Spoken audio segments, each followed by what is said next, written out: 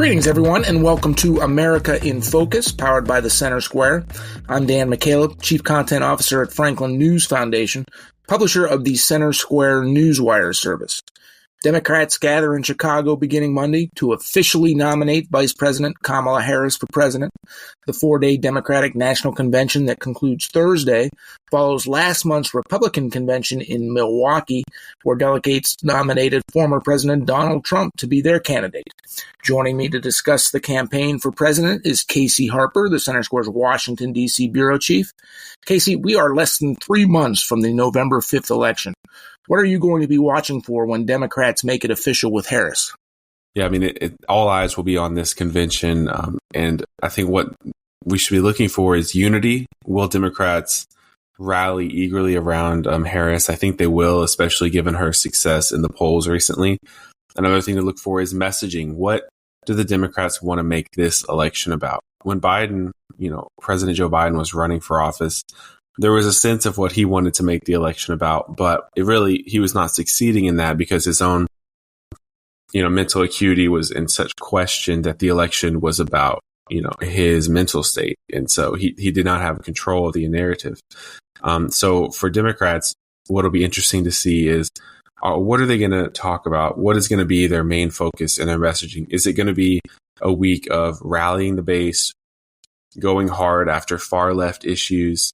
Or is it going to be an opportunity that they take to speak to the middle of the country and to talk mostly about some of the things that they've hinted at, that Harris has hinted at talking about, such as the cost of groceries, although, many critics say that's partially Harris's fault. But, the cost of groceries, these, job creation, the economy, dealing with these middle issues versus a rah-rah rally the base. But I think, it's going to be similar to the Republican convention in that you're going to have this lineup of speakers. You're going to have some controversial moments that the conservatives make fun of, but most people don't notice.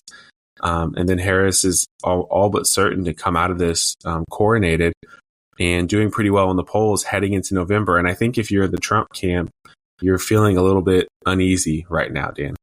Harris, as you said, is doing much better than Biden was in polling, including in some of the swing states.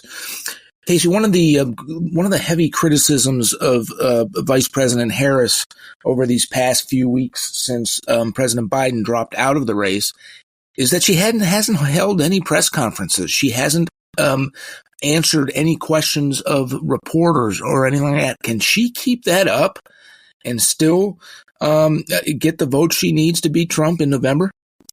Definitely. I mean, she doesn't need to do press conferences hardly at all because the media has been fawning over her so strongly. I mean, she went from being a kind of unpopular vice president to, as soon as she got the nomination, the media just kind of lifted her up on their shoulders and carried her into the White House. And I think the reason they did that, Dan, is because they felt responsible for getting her where she is now, because, a lot of conservative media have been criticizing Joe Biden's health and mental acuity for a long time, and nothing happened. But when the traditional liberal media, New York Times, others, raised questions about Biden's mental health, he was out immediately. Almost within a few weeks, his presidency was essentially over and his candidacy was over. And Harris, naturally took up the reins. And so I think a lot of the media feels responsible for replacing Biden with Harris. And they're worried now that would help Trump win, and it would be their fault because the media felt a lot of guilt around Trump getting elected in 2016, that their coverage of him was more fascinated and kind of didn't take him seriously versus just condemning him outright.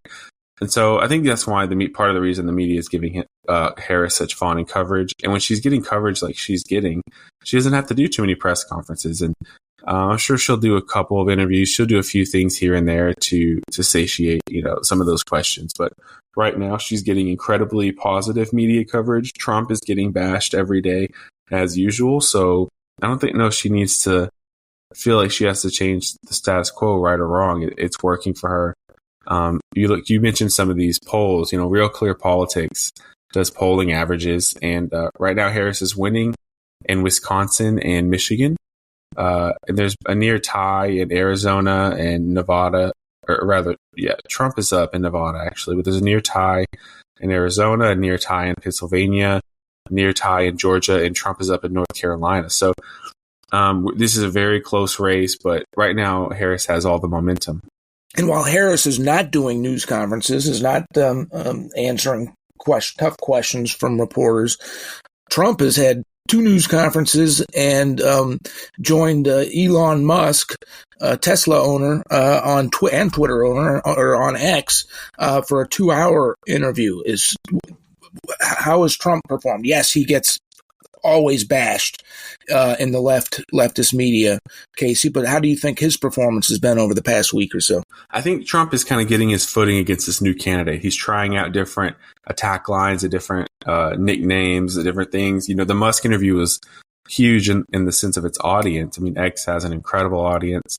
Much of that audience is overseas, and it grabbed headlines. It was a good moment for his campaign. I'm not sure that he really capitalized on it. There was no big breaking news that came out of that interview. There was no new policy that was announced that kind of could have taken that news cycle and forwarded it another couple of days. So it was a good moment, but I think it was just a moment, Dan. It's kind of over. People aren't thinking about it anymore. It was a splash, but didn't have a big ripple effect. And now Harris has all the attention talking about, she's laying out an economic plan on Friday. I'm not sure when people listen to this, but beginning this weekend, she's laying out a new economic plan that has already been kind of controversial, but is going to dominate the news. And I think at the least she is addressing some of the concerns of Americans, though some of the ways she's doing it have been pretty controversial. Let's get back in the final minute that we have here, Casey, to the Democratic National Convention next week. One of the running storylines is the number of protests and the number of people expected in Chicago protesting various issues. We're expecting tens of thousands of protesters from pro-Palestine, anti-Israel protests to environmental groups who will protest, to abortion rights advocates. Democrats, the city of Chicago, the Secret Service have boosted security at the event. You expecting any controversy regarding the protests? I definitely am. I mean, it's a little bit of guesswork here, but I'm expecting these protests to be worse than people were ready for. For a few reasons. One, in 2020, Democrats and Democratic mayors showed that rioting was kind of a part of the political discourse for them, and they would not be punished. I mean, there were BLM riots all around the country and almost, very little consequences for that. And so that sent the message that it's really okay, especially in a Democrat-run city, for political purposes. And so, if all these pro-Hamas protesters riot, is the DNC really going to crack down on them? Probably not. I'm sure maybe some, Chicago cops will have to clean some of that up. But that's one thing. And then, Dan, in Chicago is very near to some very large pockets of Muslim population in the U.S. In Michigan, for instance. Dearborn, Michigan is a huge Muslim population, and that's where many of the pro-Palestine, pro-Hamas, anti-Israel protesters are, that Democrats are now forced to kind of coddle or incorporate into their mosaic of different interest groups in the Democratic Party. And so there's a lot of the Midwest, of some of those pockets that it's a short drive to Chicago. And so that's, for those reasons, I think also, they protested in DC, and Vice President Kamala Harris, who's kind of been a little wishy-washy on this issue, she condemned them for some of their demonstrations, for the taking down the American flag and raising the other. And so I think there's a good chance that could inflame them more and have them push Harris.